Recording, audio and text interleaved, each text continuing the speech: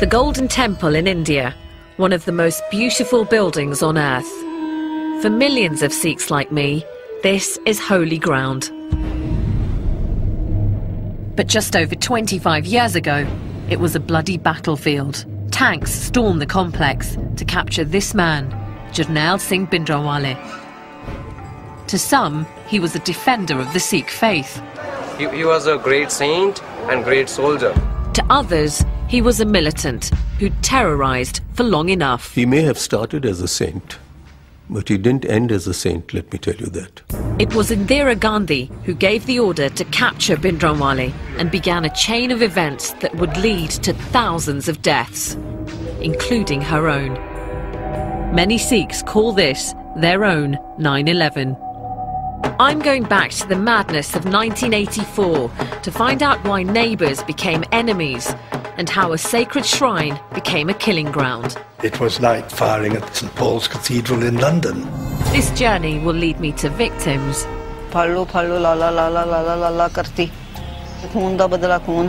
and heroes. I feel proud that I have saved one life. And will make me see my own faith in a new way.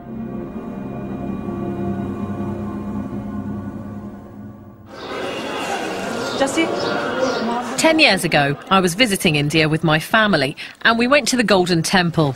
I was shooting a home movie, but then suddenly was overcome by the beauty and significance of the place. It was a truly spiritual moment. Oh, wow. So overwhelming, I had to stop filming.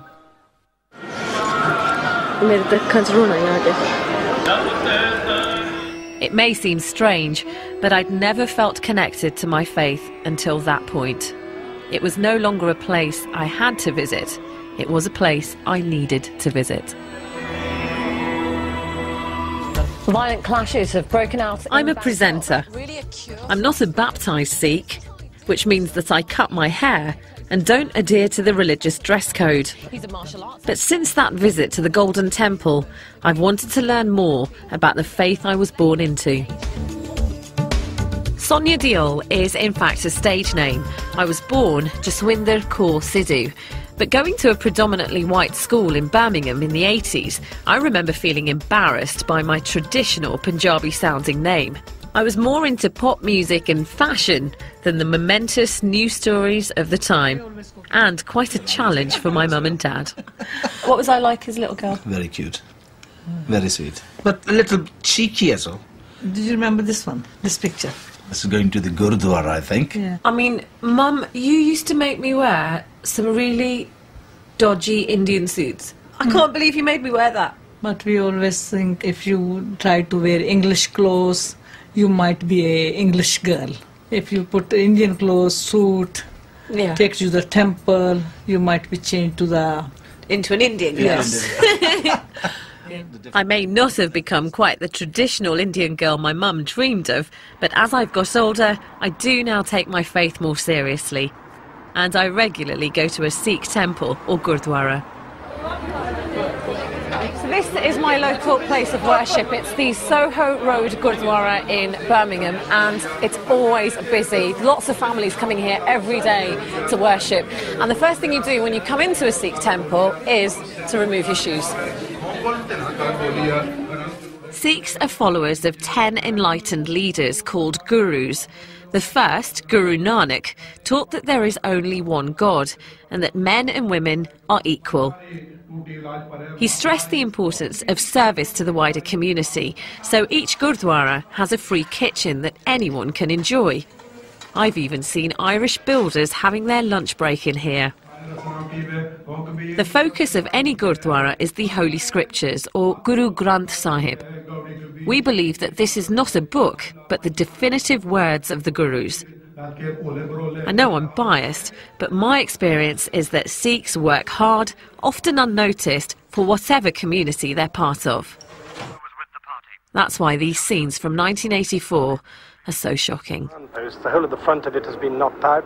There's rubble piled everywhere. You can only go into one. Because the Golden Temple is the symbol of Sikhism, millions around the world saw the army action quite simply as an assault on their faith. I don't understand why this attack took place and the tragic events that followed afterwards. For me, I think this journey is going to be an emotional one, at times a painful one, and I know it's going to teach me something about my own identity as a Sikh and how I'm going to cope with that. I don't know.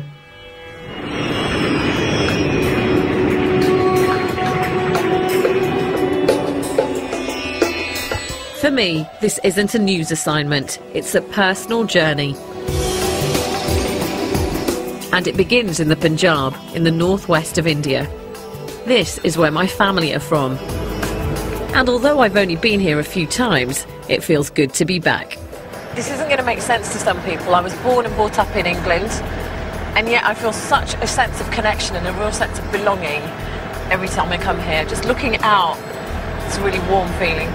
I feel very blessed to have two cultures that I take so much from. To understand the events of 1984, I need to find out more about the man at the heart of the story, Jarnail Singh Bhindranwale. He was born in a violent year, 1947, the year of partition, when the Punjab was divided between India and the new nation of Pakistan. At the age of 13, Jarnail Singh was sent to a religious school in the Punjab countryside, and it was there that a dramatic transformation took place. I'm off now to the school to find out why this young boy turned into such a fiery, inspirational leader. The school, called the Damdami Taksal, is a deeply religious place. So I've changed out of my Western clothes into a traditional Punjabi outfit. I must admit to feeling rather nervous about being here. This is a strict male-dominated community, and they may not approve of a Sikh woman with cut hair like mine. The Taksal is the place to go if you want to become a priest or preacher. The boys have a strict daily regime of prayer, exercise, but most important of all, learning the scriptures by heart.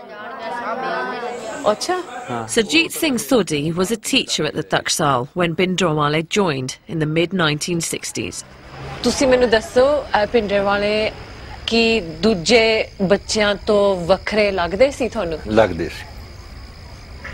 ਲੱਗਦੇ ਸੀ ਉਹ ਸ਼ਾਂਤ ਰਹਿੰਦੇ ਸੀਗੇ ਤੇ ਬਾਣੀ ਪੜ੍ਹਦੇ ਰਹਿੰਦੇ ਸੀਗੇ ਜ਼ਿਆਦਾ ਦੂਜੇ ਬੱਚਿਆਂ ਨੂੰ ਬਾਣੀ ਵੱਧ ਪੜ੍ਹਦੇ ਸੀਗੇ ਤੇ ਆਪਣੇ ਧਰਮ ਬਾਰੇ ਉਹ ਕਿਸੇ ਦੀ ਗੱਲ ਬਰਦਾਸ਼ਤ ਨਹੀਂ ਸੀ ਕਰਦੇ ਜੇ ਕੋਈ ਧਰਮ ਤੋਂ ਉਲਟ ਗੱਲ ਕਰੇ ਨਾ ਉਹ ਬਰਦਾਸ਼ਤ ਨਹੀਂ ਸੀ ਕਰਦੇ ਉਹਨੂੰ ਉਹ ਗੁੱਸੇ ਨਾਲ ਵੀ ਕਹਿੰਦੇ ਸੀ ਵੀ ਜੇ ਕੁਝ ਕਿ ਨਾਰਾਜ਼ਗੀ ਨਾਲ ਵੀ ਨਹੀਂ ਸੀ ਸਮਝਦਾ ਫਿਰ ਉਹਦੇ ਨਾਲ ਬੋਲਣਾ ਛੱਡ ਦਿੰਦੇ ਸੀ ਬੈਠਣਾ ਉੱਠਣਾ ਬੋਲਣਾ ਚੱਲਣਾ ਛੱਡ ਦਿੰਦੇ ਸੀ ਹਾਂਜੀ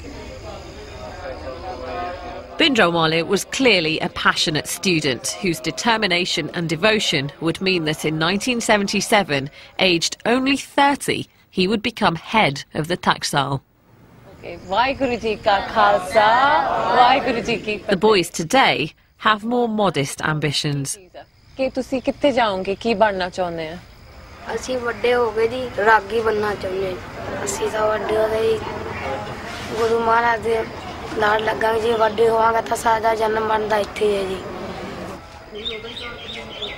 The Taksal has posed more questions than given answers.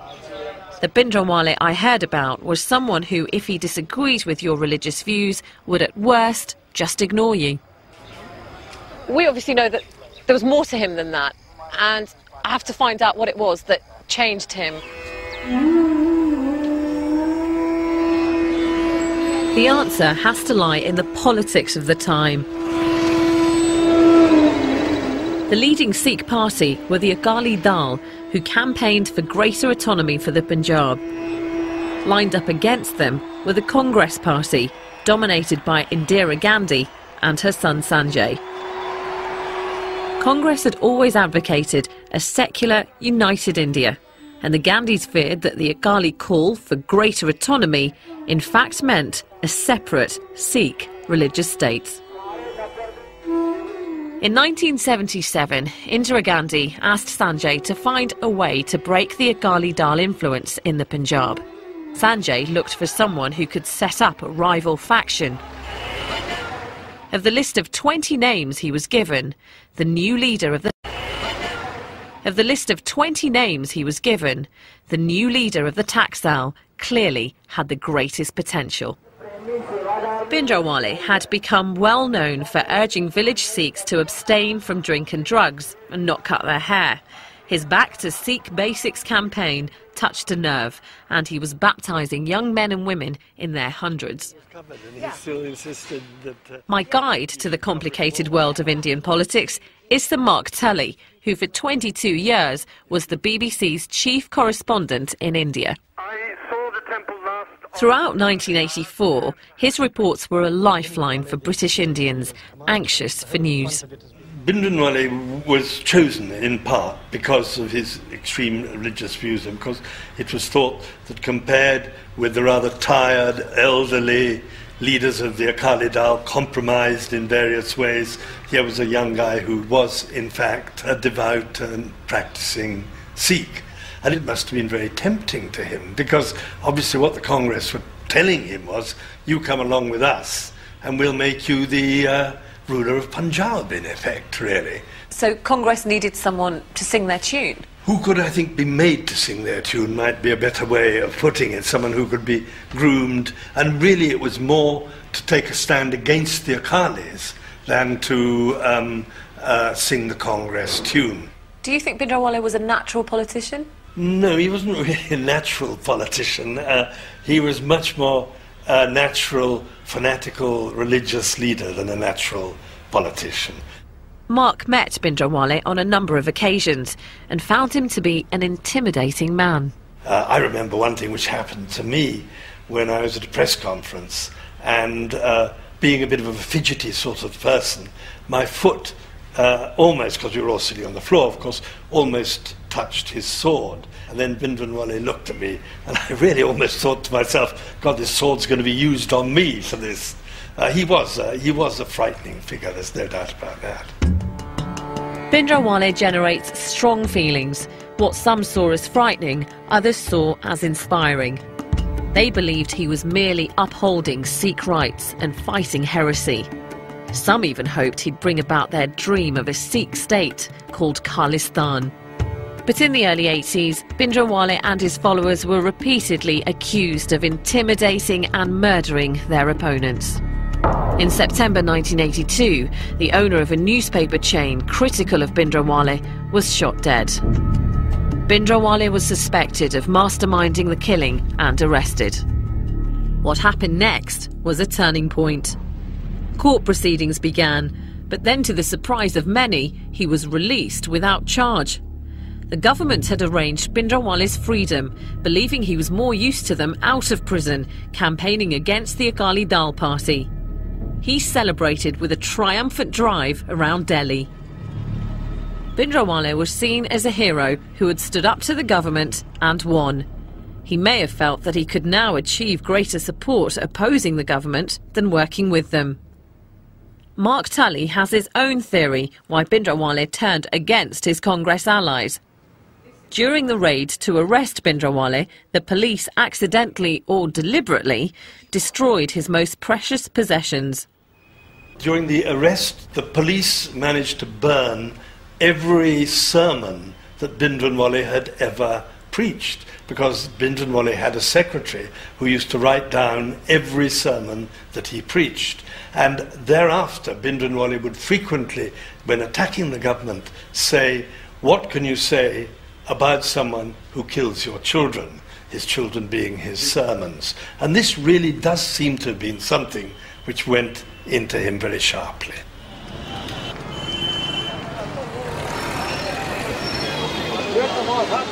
In June 1982, Bhindranwale and a group of his followers moved into part of the Golden Temple complex. His critics said he wanted sanctuary to avoid another arrest. His supporters that he wished to be close to the spiritual centre of his faith. For me, the emotions I feel as I get close to the Golden Temple are hard to describe.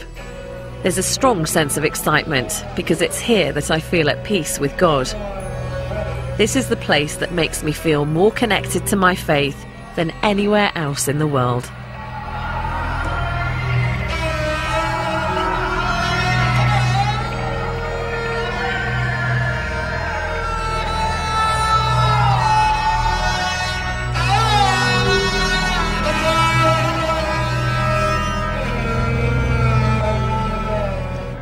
is the Golden Temple, or Darbar Sahib as Sikhs know it.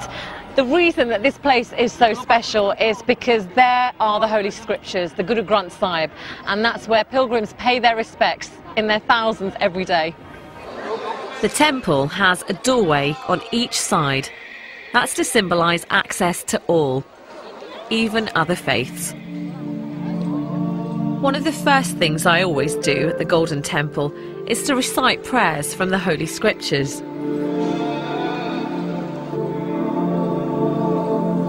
Although I'm surrounded by thousands of pilgrims, nothing distracts me.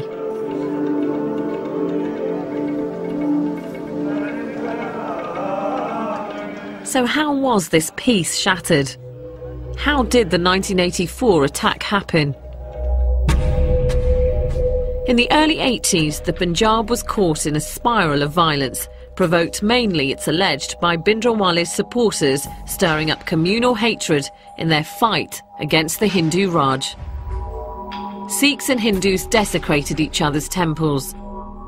Buses were hijacked and the Hindu passengers separated from Sikhs and then shot. When the police searched for militants, there were often what they termed encounters, but what others called the killings of Sikhs. This merely strengthened Bhindranwale's cause. Meanwhile, his status grew.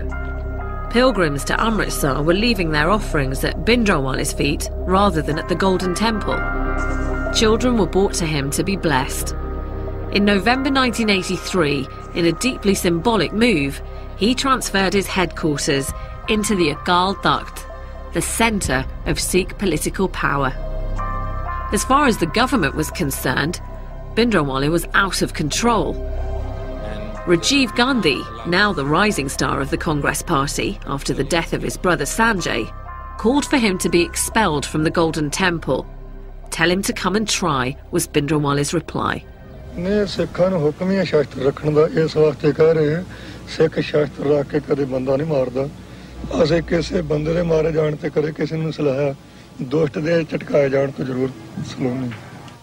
It was clear to journalists who visited the Akal Takht that Bhindranwale was getting ready for a fight.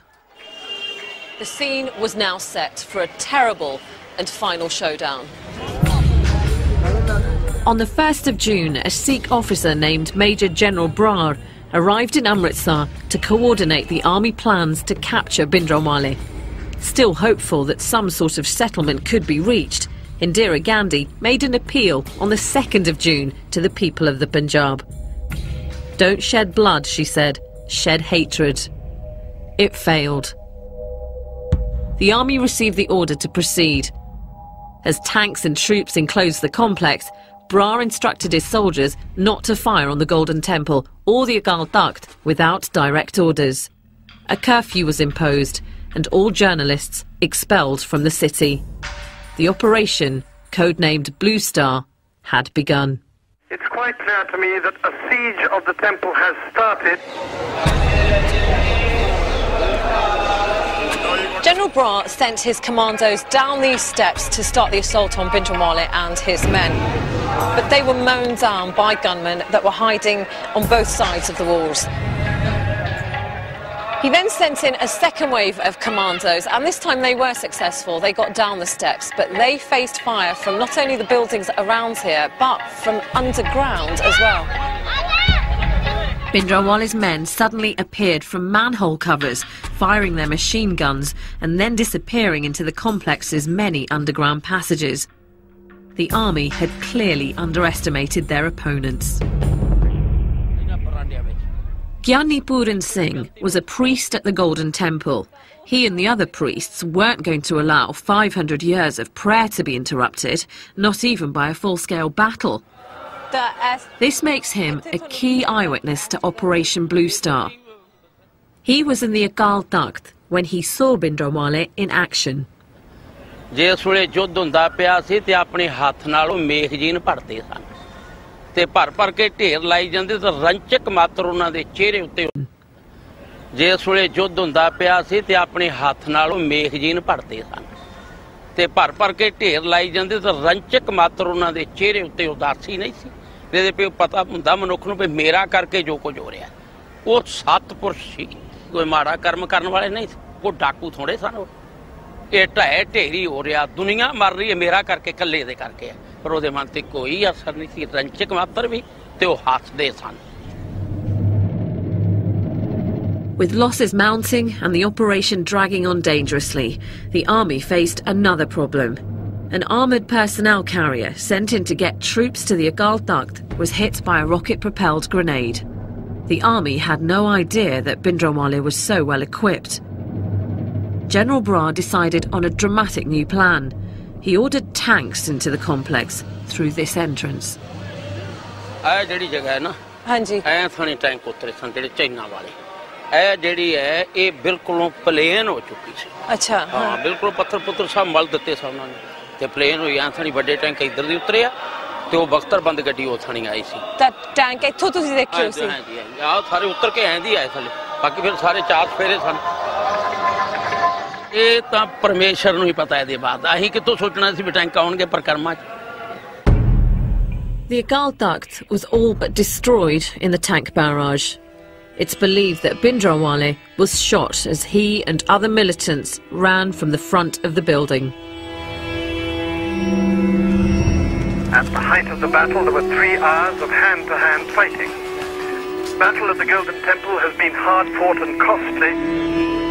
The government estimated that about 100 soldiers and 200 of Bhindranwale's men died during Operation Blue Star. Bhindranwale's body was hastily photographed and then cremated with the rest of the dead militants.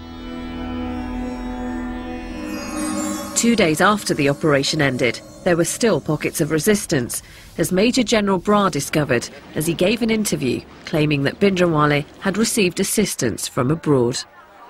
From some of the weapons that we've captured, we can see clearly the identification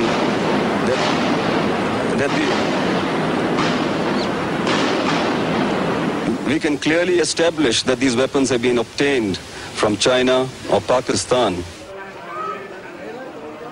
But there's another side to Operation Blue Star. It's the story of those caught in the crossfire. When the attack happened, these men, all from the same village, were in the temple complex along with their families and hundreds of other pilgrims to celebrate the anniversary of the martyrdom of the temple's founder. In the early hours of the 6th of June, these men claim the army stormed their hostel looking for Bhindranwale's men. Grenade hit the kamare gaans sheeshe vich di sheeshe vich grenade ਜਿਹੜੇ ਜੇ ਬੰਦੇ ਸਮਝ ਲੈ ਪਾਏ ਦੀ ਉਹ ਠੀਕ ਰਹੇ ਜਿਹੜਾ ਬੰਦਾ ਬੈਠਾ ਸੀ ਬੱਚਾ ਸੀ ਬੱਚਾ ਸੀ ਪੌਣੇ 2 ਸਾਲ ਦਾ ਮਤਲਬ ਦੁੱਧ ਚੁੰਗਾਉਂਦੀ ਸੀ ਜਦੋਂ ਦੁੱਧ ਚੁੰਗਦਾ ਤੇ ਉਹਦਾ ਗ੍ਰੇਨੇਡ ਨਾਲ ਸਾਰਾ ਪਾੜ ਗਿਆ ਮੱਥਾ ਇੱਥੋਂ ਗਲ ਉੱਡ ਗਿਆ ਪਰੇ ਤੁਹਾਡੇ ਸਾਹਮਣੇ ਹਾਂਜੀ ਸਾਹਮਣੇ ਵਿਚਾਲੇ ਬੈਠੇ ਸੀ ਸਾਡੇ ਇੱਕ ਇਹਨਾਂ ਦੀ ਮੰਮੀ ਸੀ ਇੱਕ ਮੇਰੇ ਘਰ ਵਾਲੀ ਸੀ ਇੱਕ ਇਹਨਾਂ ਦੀ ਗੁੱਡੀ ਸੀ ਤੇ ਇੱਕ ਬੰਦਾ ਅੰਮ੍ਰਿਤਸਰ ਜ਼ਿਲ੍ਹੇ ਦਾ ਇਸੇ ਜ਼ਿਲ੍ਹੇ ਦਾ ਸੀ ਉਹ ਚਾਰੇ ਉੱਤੇ ਮਤਲਬ ਮੌਕੇ ਤੇ ਹੀ ਮੌਤ ਹੋ ਗਈ ਆਹ ਗੋਲੀ ਲੱਗੀ ਆਹ ਗ੍ਰੇਨੇਡ ਦੇ ਟੁਕੜੇ ਵੱਜੇ ਇੱਧਰ ਦੀ ਇਹ ਵੱਜਿਆ ਆਹ ਇੱਥੋਂ ਦੇ ਟੁਕੜੇ ਆ ਥੋੜੇ ਟੁਕੜੇ ਆ ਇੱਥੋਂ ਦੇ ਸਾਰੇ 24 ਰੌਣੇ ਵੱਜੇ ਜੀ ਬੱਚੇ ਦੇ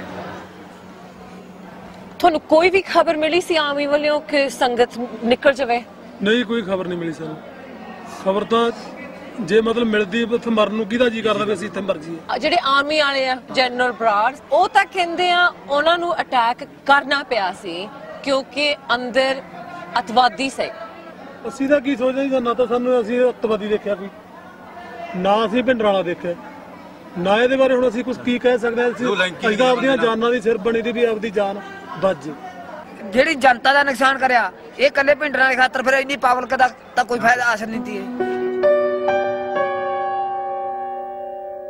It's hard to get any accurate figures of how many pilgrims died. Maybe it's better not to know. This has been a hard day, talking to the eyewitnesses and picturing the battle in this sacred place. But now I need to hear an account of Operation Blue Star from a very different perspective. I'm waiting for the man who's at the heart of this story, Major General Brar. Because of the controversial decisions he took, he's needed police protection for over 25 years. We've had to keep the details of our meeting secret. I've done many interviews in my career, but none have felt quite so personal. First, I want to know how he copes with the constant threats to his life. It doesn't feel good, but what can you do about it? I got a call from my son who was in America some years ago, 2 years ago, to say that please go onto the net and open up a site. And there, as you open the website, they said, our number one enemy of the Sikhs today is General Kuldeep Singh Brar. There have been 6 assassination attempts on his life, which have not succeeded, but the 7th one will. So those of you who are in favor of joining in for this, click here. Are you scared? I'm not scared. There must be some fear. You're under constant protection. It's in your psychology, it's at the back of your mind, that's about it.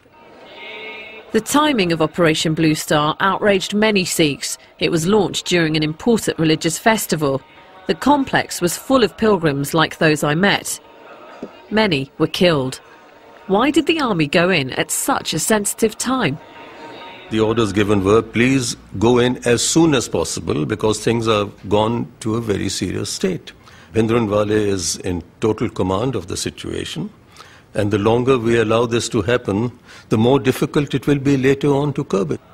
It has nothing to do with any religious sentiments. And the question is that if pilgrims were inside, we lifted the curfew on the 3rd night to allow them to come out, those who wanted to come out. Many came out. But what about the eyewitnesses that said they didn't hear any of the announcements? That's not true. That's not true. I mean, there were loudspeakers blaring away all the time. But the fact is, it's very difficult to distinguish in the middle of the night who's a civilian and who's a militant. The firing is coming and the firing is being returned. And in crossfire, some civilians die and some militants die. It's not easy to differentiate. Why go in when you know there are pilgrims inside? How long do you wait? You wait the next day, we won't be able to go in. But where could Bhindranwale have gone if you had pretty much the whole place surrounded? No, it was not only a question of having the whole place surrounded. We would get surrounded in the next 24 hours. After all, how long can you keep this away from this news from travelling to the hinterland of Punjab? You'd have had thousands and millions of Sikhs with spears, guns, everything rushing to Amritsar, and that would be a very sad situation for a man in uniform. So you went in at that point for the safety of your own army? Not only the safety of our army, we had to accomplish the task. If we don't go in, forget the safety of the army, the task isn't going to get accomplished. But what about your responsibility to make moral decisions? This is the holiest, this is the centre of but I'm very sad. I'm very sad to tell you that it was no longer holy and sacrosanct. So if you're saying that morally we should have thought differently, what about those people who were inside? Was there any sanctity left inside the Golden Temple? Where's the morality of the people who were building bunkers in there and storing ammunition? I'm sorry, I have to disagree with you. What do you say to those people who see Bhindranwale as a saint, actually not a terrorist? He may have started as a saint, but he didn't end as a saint, let me tell you that. There was nothing saintliness about him at the time of Operation Blue Star. In the chaos of battle, the Golden Temple was hit and the sacred scriptures, the Guru Granth Sahib, was struck by a bullet. The Akal Takht all but destroyed. Did he accept any responsibility for the damage done? The responsibility is collective for whatever damage did take place. But the point is, the damage could have been much more severe. But the army held back their weapons at that stage. Wasn't Bhindranwale, and being such a religious man, concerned about the damage that could have been caused to the complex by sticking out and fighting and opening fire from all directions? 25 years on, do you now have any remorse or any regret about what happened? On the actions that I was asked to carry out, I was quite convinced that they were legitimate orders given and they had to be done. The remorse and sorrow is there for those human beings who lost their lives. One feels sorry for them. One doesn't only feel sorry for the innocent people who've lost their lives, but even those who are not innocent, who lost their lives, those who were the militants there, because after all they have families also. And don't ever, those who were the militants there, because after all they have families also. And don't ever think that those who were involved in this operation didn't feel remorse or pity or sadness or sorrow. They did for whatever happened. No one likes to kill. No one likes to destroy. No one likes to hurt. What impact has this had on you personally? It is an enormous impact. Once you put on your uniform, you have to accept these things. You have to accept the fact that there will be ups and there will be downs. But was this a price worth paying? I don't know. I really don't know. General Brar is clearly critical of Bhindranwale. In fact, I did meet other Sikhs who felt Bhindranwale should not have been in the Golden Temple complex in the first place, but they weren't prepared to say that on camera. Bhindranwale still has passionate supporters who see him as a martyr and are unhappy with any criticism of their dead leader. Close to the Golden Temple, I came across a bookstall selling all kinds of Bhindranwale memorabilia. What does it say on the back of his T-shirt there? It's written Bhindranwale Babbar Shera. How old are you? I'm 18. 18. And is Bhindranwale a hero for you? Yeah. He was a great saint and great soldier. How are you connecting with what he says? By reading books, by listening from other people. So, you are Indian? I'm Indian, yes. You believe in Mahatma Gandhi? You were not at the time of Mahatma Gandhi, but you say that he is the father of a nation. Why? By listening, by reading books. So same as that. Same with me. As a Sikh boy today, is anyone attacking your faith? Attacking? Not personally, but in schools people attack. But you personally haven't seen anything yourself? Although Satnam feels a sense of injustice, he's clearly struggling to find any evidence to back it up. I'm encouraged that things have changed a great deal since 1984.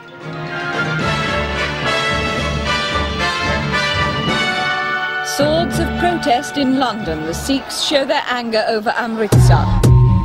The assault on the Golden Temple stunned India and the world. In Britain, there were large demonstrations denouncing Mrs. Gandhi. Several effigies of the Indian Prime Minister attracted the full force of the demonstrators' fury. A community that had been almost invisible was suddenly on the streets and making headlines. I have vague memories of seeing these scenes as an 11-year-old. Then they confused me. Now I understand them. In Amritsar, the military action may have ended, but the tragic story of 1984 was far from over. A few weeks after Operation Blue Star, a policeman called Beyant Singh brought his family to the Golden Temple, and he was so shocked by what he saw that he became withdrawn and more devout. The significance of this is that Beyant Singh was Indira Gandhi's personal bodyguard. Beyant Singh had travelled with the Prime Minister around the world and was one of the most trusted members of her security team. But the events of June so outraged him that he began to plan Indira Gandhi's assassination. Although his superiors knew nothing of the plot, they were still nervous about having Sikhs so close to the Prime Minister, so they were moved from her protection team. Mrs. Gandhi strongly opposed the change, and so Sikh guards remained on duty. Do you now fear for your own personal safety? Well, I've lived with danger all my life, and I think I've had a pretty full life, and it makes no difference whether you die in bed or you die standing up.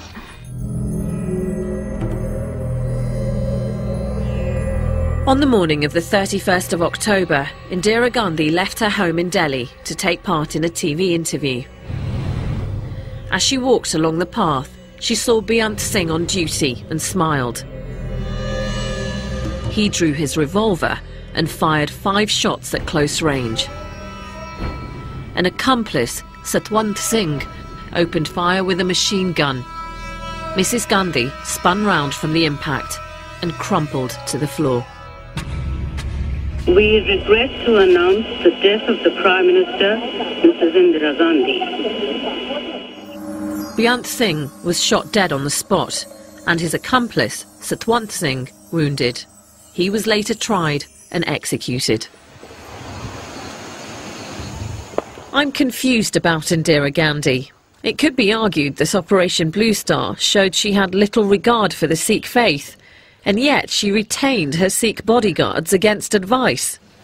But at present you hold no political office, you hold... Mark Tully knew Mrs Gandhi well, having interviewed her many times. How did he explain her decision to keep her bodyguards?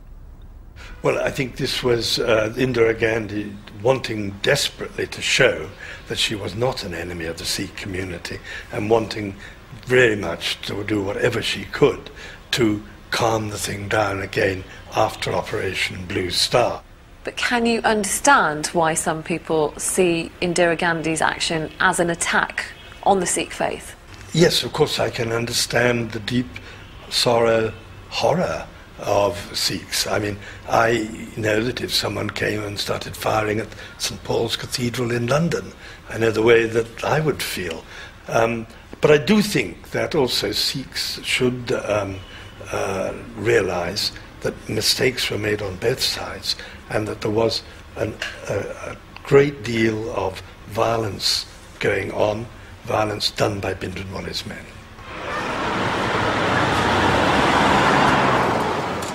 In 1948, when Mahatma Gandhi was assassinated, India was stunned. But the fact that the killer was one of their own meant there wasn't a violent reaction from Hindus.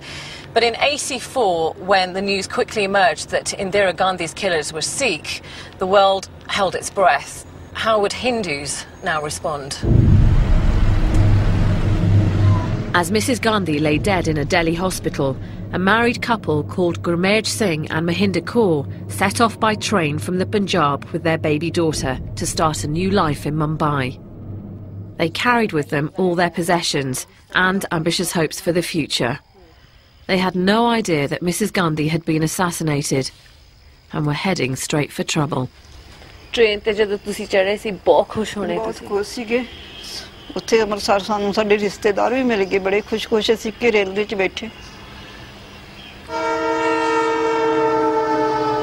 ਫਿਰ ਰਸਤੇ ਦੇ ਵਿੱਚ ਦੇਸ਼ ਪਲਟ ਗਿਆ ਆ photo ਆ ਮੇਰਾ ਫਰੈਂਡ ਟ੍ਰੇਨ ਤੋਂ ਚੜ੍ਹਨ ਤੇ ਇੱਕ ਦਿਨ ਪਹਿਲਾਂ ਇਹ 31 ਅਕਤੂਬਰ ਨੂੰ ਖਿੱਚੀ ਗਈ ਸੀ ਬਹੁਤ ਹੀ ਚੰਗੇ ਸੀ ਹਸਬੰਡ ਮੇਰੇ ਮੈਂ ਉਹਨਾਂ ਦੀ ਸਿਫਤ ਕਰ ਹੀ ਨਹੀਂ ਸਕਦੀ ਕਿ ਇੰਨਾ ਚੰਗੇ ਲੱਗਦੇ ਸੀ ਮੈਨੂੰ After 7 hours, the train stopped at a station outside Delhi. Suddenly, a mob surrounded them and surged into the carriage. Follow follow ਲਾਲਾ ਲਾਲਾ ਲਾਲਾ ਲਾਲਾ ਕਰਤੀ ਕੀ ਕਹਿੰਦੇ ਸੀ ਵੀ ਸਿੱਖਾਂ ਨੇ ਸਾਡੀ ਮਾਂ ਮਾਰਤੀ ਹੈ ਖੂਨ ਦਾ ਬਦਲਾ ਖੂਨ ਇਹਨਾਂ ਨੇ ਪਗੜੀ ਵੱਧੀ ਸੀਗੀ ਸਿੱਖ ਸੀਗੇ ਤੇ ਸੀਟ ਤੇ ਬਸ ਬੈਠਿਆਂ ਦੇ ਉਹਨਾਂ ਨੇ ਸਰੀਆ ਮਾਰਿਆ ਸਿਰ 'ਚ ਖੂਨ ਵਗਣ ਲੱਗ ਗਿਆ ਸਿਰ ਦੇ ਵਿੱਚੋਂ ਖੂਨ ਜਾਣ ਲੱਗ ਗਿਆ ਕਹਿੰਦਾ ਵੀ ਮੈਂ ਤੇ ਮਹਿੰਦਰ ਕੋਲ ਹੁਣ ਤੇਰੇ ਨਾਲ ਕੋਈ ਘਰ ਦੀ ਗੱਲ ਨਹੀਂ ਕੀਤੀ ਤੇ ਪਰ ਬਚਣਾ ਨਹੀਂ ਮੈਂ ਹੈਗਾ ਅਸੀਂ ਵੜ ਕੇ ਜਿੱਥੇ ਆਪਣੀ ਸੀਟਾਂ ਨੇ ਗੱਡੀ ਦੀ ਸੀਟ ਦੇ ਥੱਲੇ ਲੰਮਾ ਪਾਇਆ ਉਹ ਬਾਅਦ 'ਚ ਫਿਰ ਸਮਾਨ ਲੁੱਟਣ ਆਏ ਆ ਤੇ ਉਹਨਾਂ ਨੇ ਫਿਰ ਲੈ ਗਏ ਸਾਡੇ ਕੋਲ ਖੋਹ ਕੇ ਲੈ ਗਏ ਅਸੀਂ ਖੋਹਨੇ ਆ ਵੀ ਅਸੀਂ ਰੋਂਦੇ ਆ ਖਪਦੇ ਆ ਖੋਹਨੇ ਆ ਵੀ ਨਹੀਂ ਅਸੀਂ ਦੇਣਾ One Sikh mother in Mahinder's carriage saved her son's life by quickly tying his long hair into plaits so the mob would think that he was a girl. But the mob were not fooled by Mahinder's attempts to hide Gurmej between the seats. They dragged him onto the platform. ਉੱਪਰ ਲੰਮੇ ਪੈਂਦੇ ਪਏ ਨਹੀਂ ਦੇਣਾ ਹੈਗਾ ਸਾਡੇ ਕੋਲ ਲੈ ਗਏ ਨਹੀਂ ਦੂਰ ਅਸੀਂ ਜਲਦੀ ਵੇਖੇ ਨੇ ਤੇ ਫਿਰ ਜਲਦੀ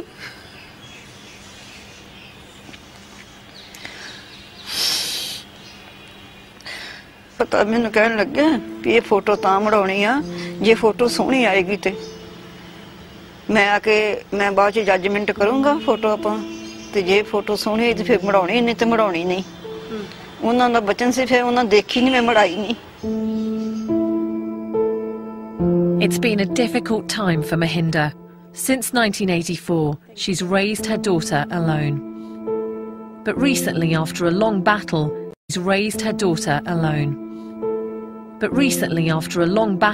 she received some compensation from the government for Gurmej's death. and her daughter is now married. At last, joy has come into Mahinder's life.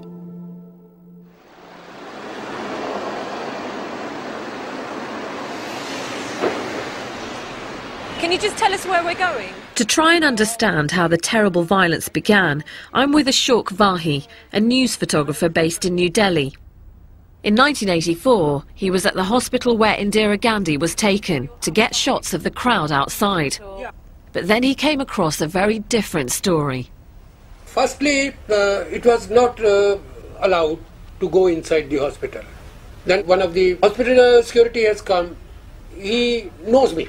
And he said, hey, listen, you can have a very good picture that some of the sick boys, young boys, are inside the casualty. Emergency. I went inside, immediately I made my camera and took 1-2 shot took. What Ashok had discovered was a group of terrified young men, beaten and robbed of their turbans. News had got out that Mrs. Gandhi's killers were Sikhs, and a mob was out for revenge. Is that blood on his shirt? Yeah, that is blood. Now you can see their faces. See this boy. See their eyes. How they feel. If we go out, huge crowd is there, they will be again attacked by public.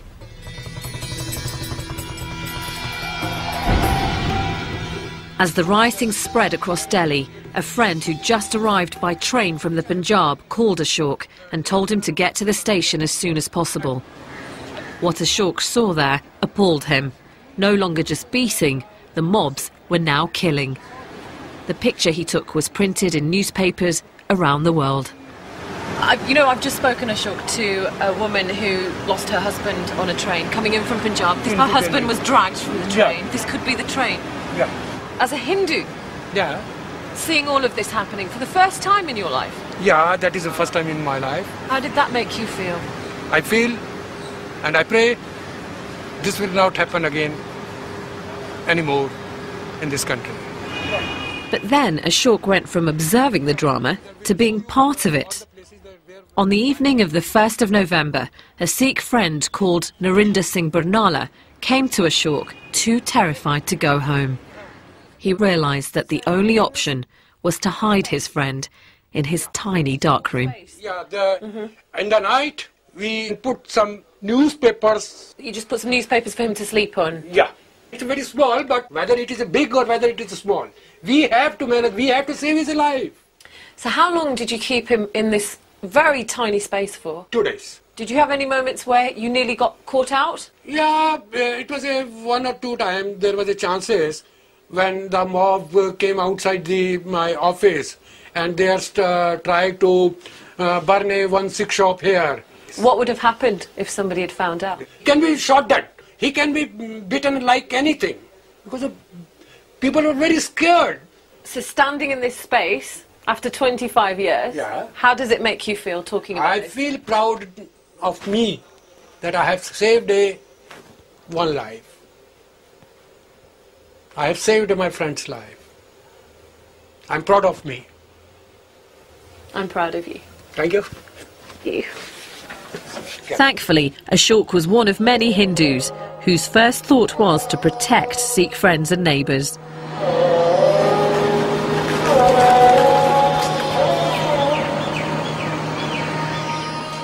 The attacks didn't just happen in central Delhi, where Ashok was. The mobs wanted to kill in greater numbers, so they headed to the outskirts of Delhi, areas like Trilokpuri and Mongolpuri. That's where the Sikh communities lived. Almost every family has a story of murder, burning and beating.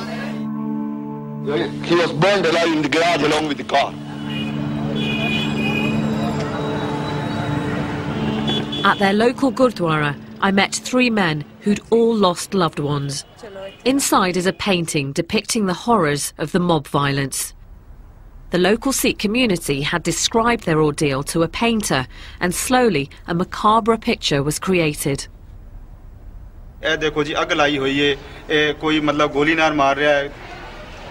इस तरह मतलब एक जुल्म होया है, मतलब किसी नूं गले 'च टायर पा के ते मारिया गया है, किसी ते पेट्रोल छिड़क के मारिया गया है. The men's story is made worse by the fact that they allege that the riots were no disorganised rampage. जो पुलिस सी ਉਹਨੇ ਆ ਕੇ ਸਾਨੂੰ ਧਮਕਾਇਆ ਕਿ ਜਾਂ ਤਾਂ ਤੁਸੀਂ ਆਪਣੇ ਘਰਾਂ ਵਿੱਚ ਚਲੇ ਜਾਓ, ਨਹੀਂ ਤਾਂ ਫਿਰ ਅਸੀਂ ਤੁਹਾਨੂੰ ਮਾਰਾਂਗੇ, ਜੇ ਤੁਸੀਂ ਘਰ ਚਲੇ ਜਾਓਗੇ ਤੇ ਅਸੀਂ ਤੁਹਾਡੀ ਰੱਖਿਆ ਕਰਾਂਗੇ। ਤੇ ਹਰ ਬੰਦਾ ਆਪਣੇ ਆਪਣੇ ਘਰ ਪਰ ਚਲਾ ਗਿਆ। ਉਸ ਦਿਨ ਫਿਰ ਉਹਨਾਂ ਨੇ ਗੁਰਦੁਆਰਾ ਸਾੜਿਆ, ਸਭ ਤੋਂ ਪਹਿਲੇ ਗੁਰਦੁਆਰੇ ਸਾੜ ਕੇ ਫਿਰ ਜਿਸ ਤਰ੍ਹਾਂ ਪਤਾ ਲੱਗਿਆ ਵੀ ਘਰਾਂ ਵਿੱਚ ਅਸੀਂ ਵੜ ਗਏ ਹਾਂ ਤੇ ਫਿਰ ਉਹਨਾਂ ਨੇ ਆਪਣੇ ਬੰਦੇ ਛੱਡ ਦਿੱਤੇ, ਕਿਸੇ ਹਰ ਘਰ ਤੇ ਕਿ 100 ਕਿਸੇ 200 ਕਿਸੇ 50 ਬੰਦਾ। समझे ना, ਅਸੀਂ ਕਿਸ ਤਰ੍ਹਾਂ ਹੀ ਕੱਪੜੇ ਪਾ ਕੇ ਜਨਾਨੀਆਂ ਦੇ ਕੱਪੜੇ ਪਾ ਕੇ ਤੇ ਅਸੀਂ ਕਿਸੇ ਤਰ੍ਹਾਂ ਵੀ ਜਨਾਨੀਆਂ ਸਾਨੂੰ ਲੁਕਾ ਕੇ ਤੇ ਆਪਣੇ ਘਰੋਂ ਕੱਢਤਾ ਤੇ ਅਸੀਂ ਬਾਹਰ ਚਲੇ ਗਏ। ਉਸ ਤੋਂ ਬਾਅਦ ਜੋ ਕੁਝ ਹੋਇਆ ਉਹਨਾਂ ਬੀਬੀਆਂ ਨਾਲ, ਵਿਧਵਾਵਾਂ ਨਾਲ, ਜਿਸ ਟਾਈਮ ਵਿਧਵਾ ਪ੍ਰੈਜ਼ੈਂਟ ਨੇ, ਉਹਨਾਂ ਨਾਲ ਸਾਰੀ ਅੱਖਾਂ ਨਾਲ ਉਹਨਾਂ ਨੇ ਵੇਖਿਆ ਸੀ ਇਹਨੂੰ ਗਲੇ 'ਚ। These 3 men had an extraordinary escape. It's estimated that about 3,000 Sikhs were killed in Delhi alone. 50,000 fled the city. It's chilling to think that the violence may have been made worse by those that should have protected them. The human cost of the barbarity can be found in these block of flats. Here, women who lost husbands and sons were resettled in what's become known as the widows' colony. For them, what they saw just over 25 years ago is still raw and deeply painful. हम तो दोषी नहीं हुए ना, पर गरीब मार कर दी, 3 बेटे मार दिए, बड़ा मार दिया, पोता मर गया, हमारे घर में मरते तो ना गया ना। आप बताएं, आपके परिवार पर क्या बीती गई, क्या हुआ था? मेरे 4 लड़के, 4 लड़कों को मेरे को जला दिया। मट्टी का तेल दुनिया के कमरे में निकलते रहे, वो घेर घेर के जलाते रहे। टायर भी लगा दिया बीच में दोनों के और आग लगा दी। हाय मम्मी, हाय पापा, हाय मम्मी, हाय पापा कर रहे और हम उधर रो रहे। आपने देखा, अपनी आंखों से देखा, ये मेरा लड़का मुंडा पड़ा, सोटी से मारा, लाठी से, ऐसा सो रहा लड़का हमारा। दिन भर दिन आपकी जिंदगी आसान होती है कि नहीं? जब हमारा अंतकाल होएगा ना, ये दुख तो तभी भूलने वाला बेटा, जिंदगी में तो भूलने वाला ही नहीं, ये तो नहीं भूल सकते। I didn't realise it was going to get tougher, this journey. Talking to families who have lost several generations, sons, husbands, grandfathers, and all in the name of religion, it makes me feel sick to the stomach. I was just sitting there thinking, for me personally, my dad is my rock. I can't imagine my life without a father figure, without my dad. I can't imagine my life without my dad. And they've lost all their male figures in their family, and that's really hit me more than anything.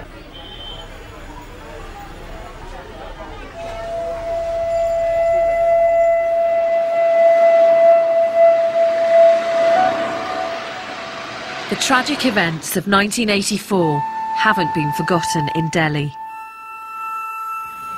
I've been told of a simple ceremony taking place that marks the year in a practical and moving way. Hello, Sat Shri Akal. Harvinder Fulkar is a lawyer who's devoted most of his career to campaigning for justice for those who've lost relatives in the riots.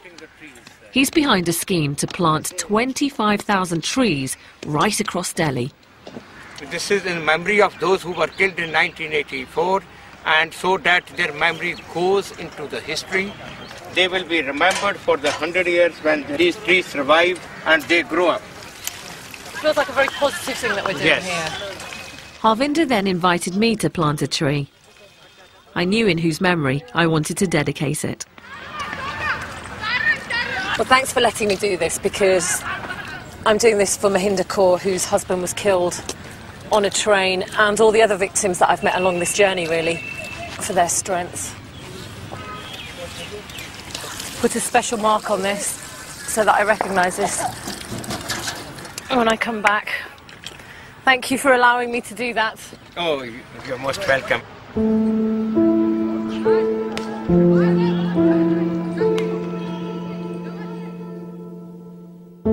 One group had tried to take refuge in their temple. One group had tried to take refuge in their temple. It was set on fire, their bodies dumped in a ditch.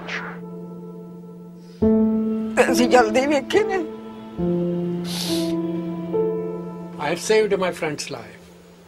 I'm proud of me.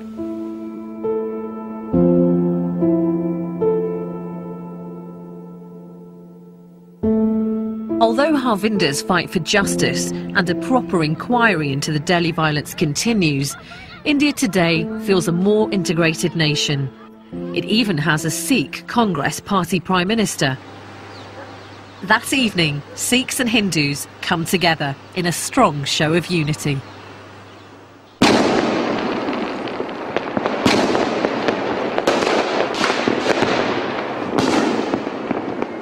Pretty painful journey for me so far, but what's fantastic about this moment is that it's the festival of Diwali, which is the festival of light, celebrating the victory of good over evil, light over dark.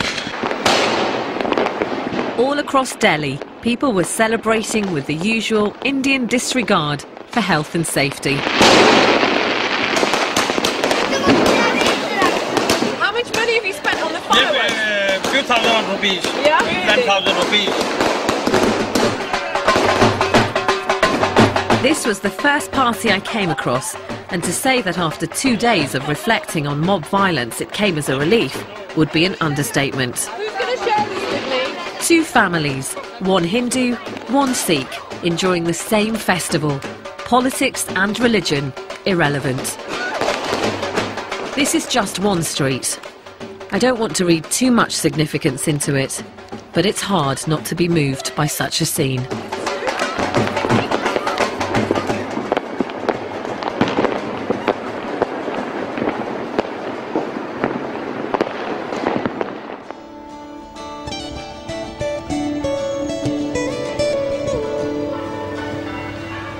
I've returned home to Britain to explore the importance of 84 to Sikhs here and to make some decisions of my own. In Britain, Sikhs watched helplessly as events unfolded in India. They demonstrated in their thousands and welcomed family members who fled the violence.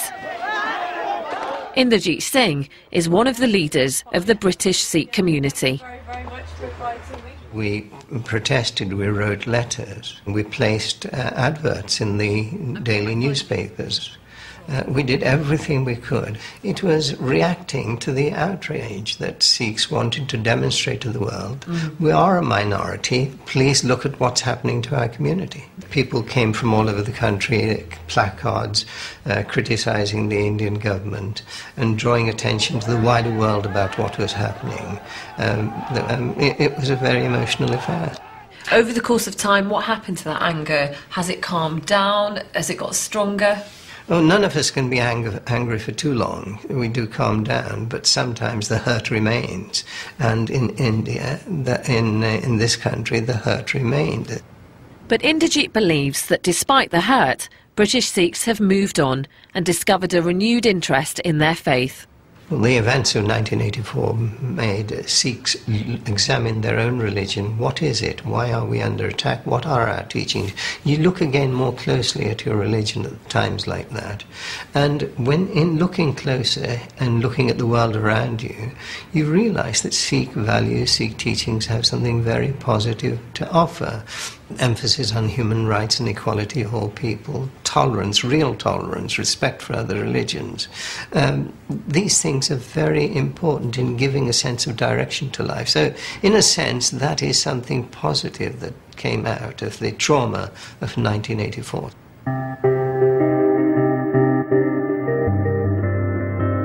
As I near the end of my journey, my head is in a whirl. My questions are now more personal than political. Learning about 1984 has affected me deeply. But what should I do now? Should I be making changes to my life? I'm heading north to meet a young woman who I hope can give me some clarity. 1984 has played a huge part in Ravinder Kaur's life. I find her at the Gatka martial arts class in Doncaster that she runs with her husband. This is Gatka in full swing. They wanted to take the anger they felt at the events of 25 years ago and channel it into something positive. Gatka is, as much as it is martial, is very spiritual as well. We come from such a rich history, it's criminal to almost leave it behind.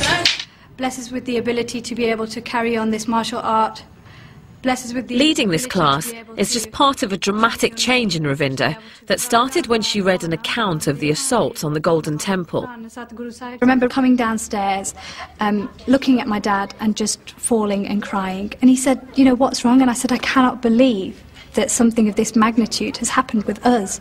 And I'm, you know, here I am, completely lost. I don't have a clue as to who I am. So before you were baptised in 2005, was your hair short? What was it like? My hair wasn't short, but it was curly. You know, I didn't have a turban. I didn't, you know, I didn't dress the way that I do. Did you look more like me? Absolutely. And are you more content now? Prior to 2005, I'd walk with my hunched shoulders, you know, down the street. And I was almost, to be honest, I was just another brown face in the crowd. To me, that's what I was. Now I walk with a presence, and that presence is only there, I can say, absolutely most definitely, it's only there because of my turban. I admire Ravinder Kaur for the changes she's made, especially her decision to wear a turban. And I keep thinking of all the people I was told about who were attacked or killed because they wore a turban. I've realised for the first time quite how important it is for a Sikh to be identified as a Sikh. And that's made me question how I look and practice my faith. If I'm honest, I'm a Sikh who's bending the rules to suit herself. I'm avoiding the tougher decisions. And even though I feel guilty, becoming baptised would be a huge challenge. Never being able to cut my hair would be very difficult for me to follow, especially as a woman living in the West doing the job that I do. I don't know whether I will ever get to that point. Who knows? At the moment, I'm still travelling on that path. Not quite there yet. But I've experienced something I never thought would happen. For the first time, I actually feel connected to my full Sikh name. After going on this journey, that's the one significant change that I have really felt. I'm so proud of the name that I was given by birth, my proper full Sikh name, and the frustrating part of this is that I can't go back to being Jaswinder Kaur Sidhu. I have to be Sonia Diol, because that's how everybody knows me. But if I could, I would right now change it to Jaswinder Kaur Sidhu, which just makes me feel brilliant inside. As for the events of 1984, the attack on the Golden Temple should never have happened. It was ill thought out, and the repercussions were devastating. I used to think 84 was all about politics. Now I think it's about innocent people and the high price they've had to pay. I can never again visit India without feeling the grief and sadness of those I met. It'll always be a beautiful and sacred place, but the bloodstains on the marble have told me a different story, which will be impossible to forget.